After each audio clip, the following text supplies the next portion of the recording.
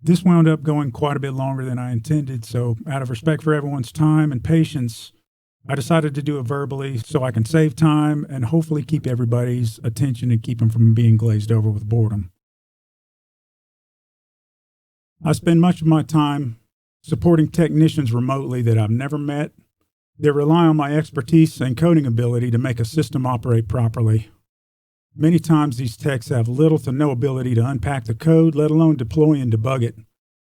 I spend many hours at a time verbally guiding them through the same steps that I once learned as a tech almost 30 years ago.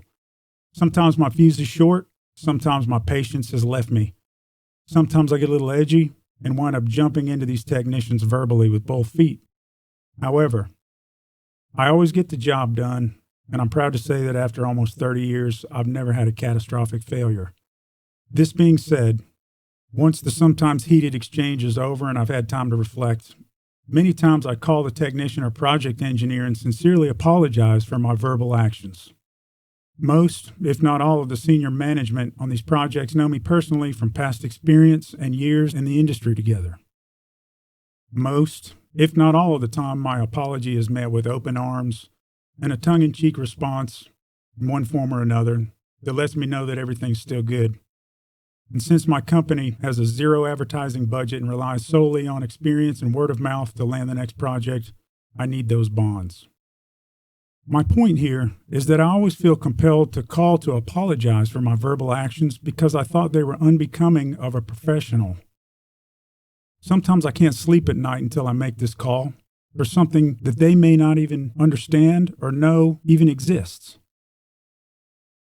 After many years of this, several years ago, I felt I was on the ragged edge of losing it one too many times, and I would unjustifiably get testy with my wife, children, grandchildren, and I didn't like the person that I'd become.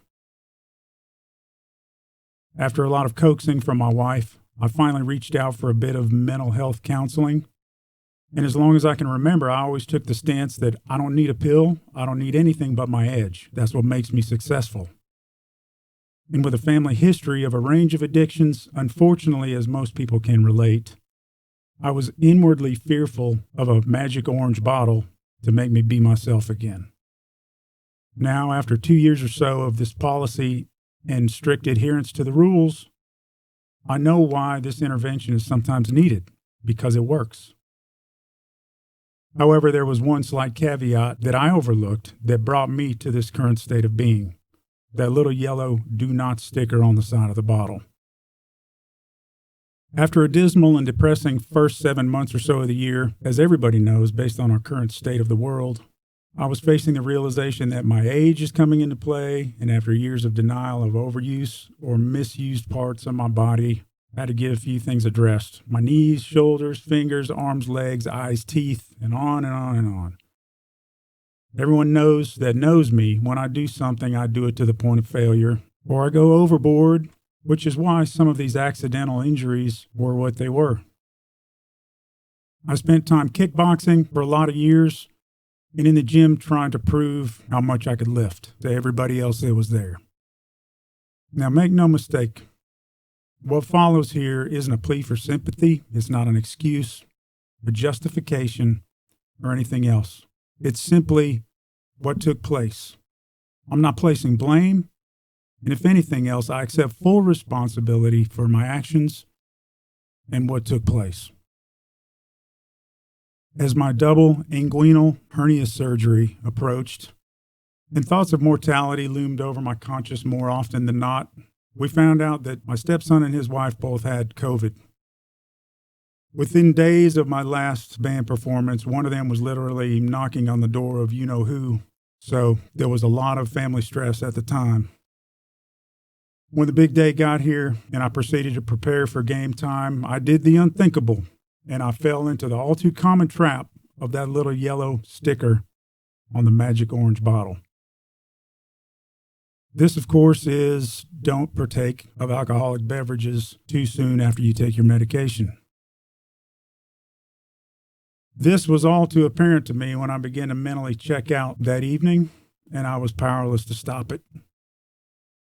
What this did is it left me in a pathetic state of semi-consciousness that was followed by a forfeit of the entire performance that let down not only myself, but the other members, the venue, the paying customers, and all the people that support me and everybody else, and would give me the ability to stand before them and present myself as a worthy participant and somebody which they could spend 4 hours of their life with. To this end, I can't apologize enough for the dismal display of lack of aptitude and for letting down all those that counted on me. I never in my worst nightmare thought I would go out that way, but current events have shown this to be the case, and I accept it. Up until now, I've always tried to move mountains to make it to a performance or prevent a cancellation in so many ways that are only possibly known to myself. From marathon car rides, out-of-pocket plane ticket expenses to return for one day from a job site to prevent a cancellation, to physical injuries that should require medical attention under the guise of the show must go on. In all my years of playing, I can proudly say that only on 2 occasions was I the responsible party for the termination or cancellation of a performance. Once I had a cast on my picking hand, so it was literally impossible to play. The other occasion was 2 weeks ago. At this point, I can only say that I've honestly tried to always do my part of my former band or any band I've been in to provide equipment, assistance, rehearsal space, knowledge, advice, kinship, or whatever else was asked or not asked of me as a member. And I so deeply appreciate those of you that would attend and praise the performance, like most of you that are listening to this. In the aftermath, and on Monday when I was waiting to go under the knife, all these things came together for me and began to become clear, reaching back for months, if not years. My surgery was textbook, although much post-pain is always expected when somebody cuts holes in your body. And my stepson and his wife are on their way to recovery from corona, thanks to so many people out there showing concern and helping us out. In the days since then, decisions were made for the band to proceed with 3 originals and 1 new person. I, of course, accept this, but it isn't without contention or rebuttal. I have no ill will or animosity towards anyone. However, when you're on the receiving end of such a conversation, you can't dismiss the obvious context and explicit blind acceptance of the recipient as though nothing ever happened. I can only appreciate that I now see things clearly as they are. I don't need or want any pity. I made the bed, now I'll lay in it. Music in the form of a band has an uncanny ability to bring people together into a room from all walks of life to achieve a common goal. I've spent my fair share of time in rooms with people that I would otherwise never speak to or even know existed, and I'm sure others can say the same thing of me. In all my years of standing with others, there may never have been another time that I thought with such certainty that all the pieces were in place. This sadly, however, was not the case. And most often is not the case for anyone in any local band, and possibly not even Dream Theater, Van Halen, or Poison status megastars, as proven by the lineup of the mentioned acts. Personally, I have no delusions about my playing ability, my perceived image, my status among other guitar players, or anything else. I've often told people that give me praise that there are 100 people within 10 miles of here that are better players than me. Then humbly give them thanks for the praise.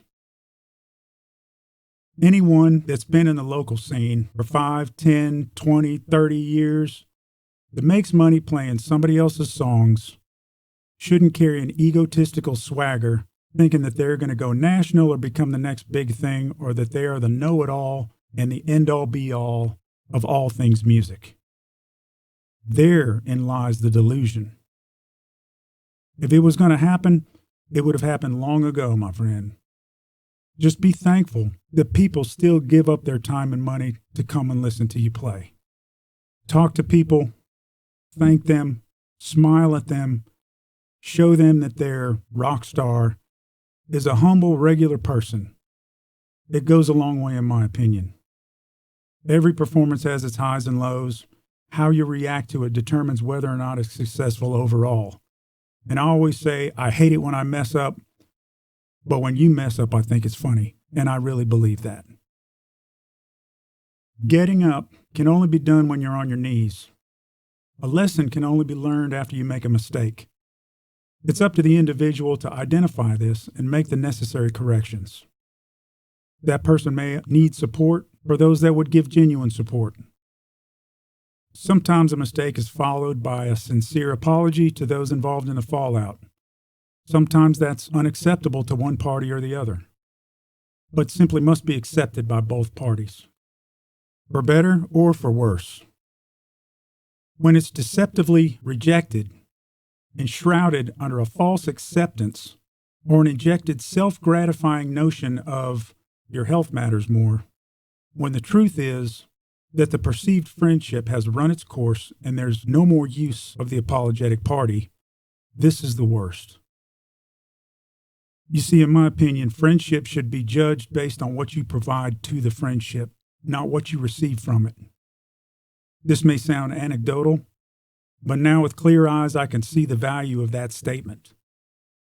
You should never thinly veil an association behind the word friend from which you are receiving more than you're providing, and dismiss or patronize that person when reciprocation is needed.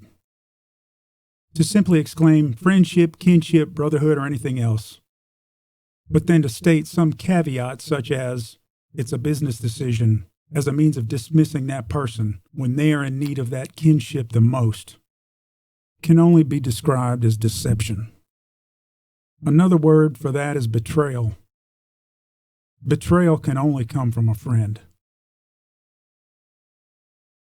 In my opinion, your life isn't judged based upon one event or one moment, but a compilation of your overall intent as well as unseen and unspoken actions. Just as a band isn't defined by one person or one event, but the combination of several individuals that come together to create something more than the sum of the individuals over a period of time that provide entertainment and joy for themselves and for others.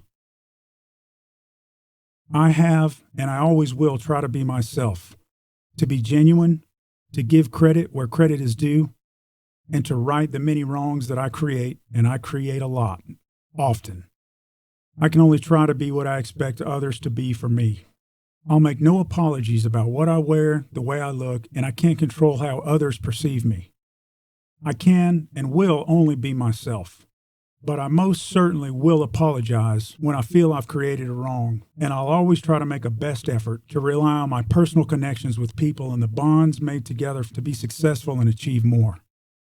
I've always had the philosophy that you don't have to know everything, you just have to have the right people that you can rely on. So, from the bottom of my heart, I thank all of you for the support, past and present, for coming to the shows, for buying shirts, heaping praise on me and the other members, sometimes when I felt it was unwarranted, and for caring enough to show concern over these events. To this end, I can only wish good luck and fortune to those whom my exit has preceded, and make an effort to continue to learn, love, smile, have passion, and be to others what I expect them to be to me. Thanks for listening.